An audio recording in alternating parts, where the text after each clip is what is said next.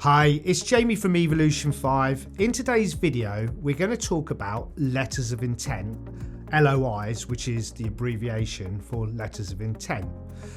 Letters of intent are generally used on construction projects where there is a need to get the project started, but perhaps not all the terms and conditions have been fully agreed, or perhaps the client or employer is not in a position to execute the main contract.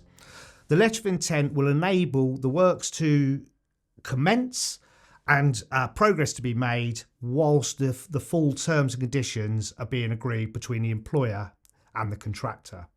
Now, ironically, the reason I'd like to talk about letters of intent today and provide you with 5 helpful tips is because we as a business have been on the wrong end of a poorly prepared letter of intent, and it's been to our detriment. On a project that we recently worked on, we entered into a letter of intent without actually really going through the full terms and conditions of the letter of intent and actually making sure that it fully represented the work and the value of the work that we were due to undertake. In fact, which we'll go into in one of the tips, it actually didn't actually describe the work to be undertaken and purely use an arbitrary maximum sum in order for us to get going and take site possession. Consequently, by us not looking into the letter of intent in detail and entering into what was pretty much a poorly prepared letter of intent, resulted in us undertaking a lot of work of which we never got paid for.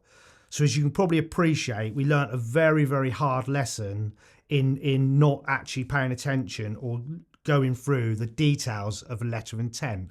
So hopefully these 5 tips I'm just about to go through will not only help you when you're engaging it with an employer under a letter of intent, or perhaps if you're preparing a letter of intent on behalf of the employer. Hopefully there's some tips here for everyone.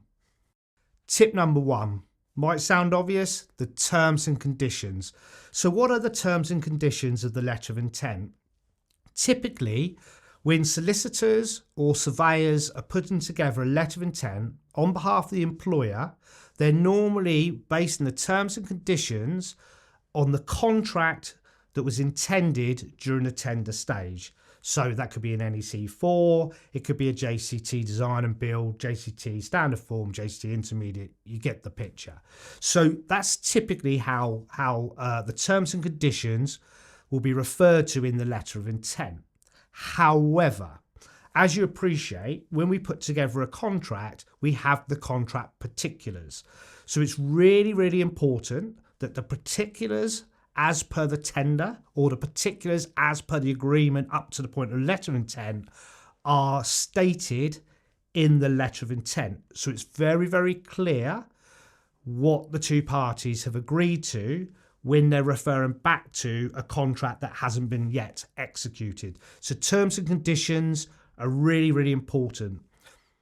When it comes to terms and conditions, also you may find in some letter of intent, they actually state their own terms and conditions and not necessarily referring back to a construction contract. If that's the case, again, you need to just make sure that they're prepared to what's been agreed between the 2 parties, or if you're agreeing to them, it's what's actually been agreed between the 2 parties. Tip number 2, you've heard it before, maximum sum.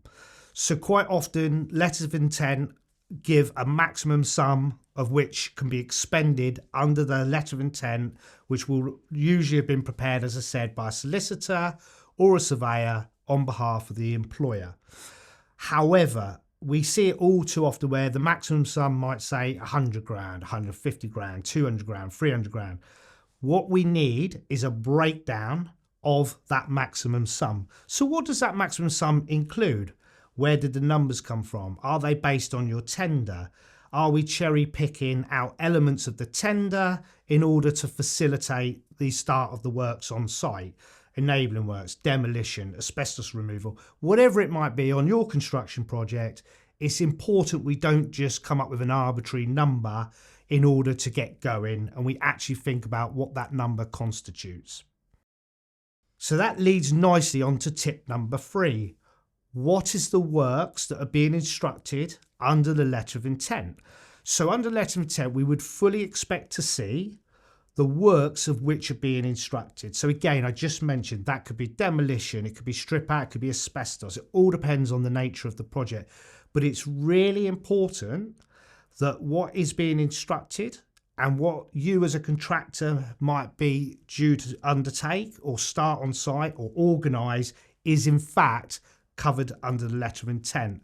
So we fully need to make sure that the services that we're about to deliver, the works that you're about to execute, are indeed listed, described within the letter of intent. Tip number 4, key dates. It's absolutely essential that the letter of intent notes key dates. So in construction projects, we normally have 2 key dates, which are site possession and completion date. However, in real terms, we also need to consider whether there is an expiry date on the letter of intent based upon the maximum sum, which is based upon some services and works due to be executed. So we need to think about key dates. If dates aren't in the letter of intent, then quite honestly, the contract is at large. So it's important that we consider dates, agree to dates, and we state them in the letter of intent. Lastly, tip number 5, payment. It's absolutely critical when agreeing a letter of intent. We know how, if we're the employer, we're going to pay the contractor, or if you're the contractor, how you're going to be paid. Now, if we've done the contract particulars as tip number 1, and we stated the contract, the long as we have the first interim valuation date, the process, the times, and all the rest of it will be stated. If, however, we don't, and we have some bespoke terms and conditions under a letter of intent, or the contract particular for the first interim valuation date isn't stated, then we need to make sure that the payment process is clear, because it's really important that if we execute the works, we're paying the contractor, or if you're the contractor, you're being paid. So hopefully you found value in this very short video on letters of intent. I know that we've learned a very hard lesson, a lot of lessons by agreeing to a letter of intent that wasn't robust in any way whatsoever. It's been a real valuable lesson and a costly one at that.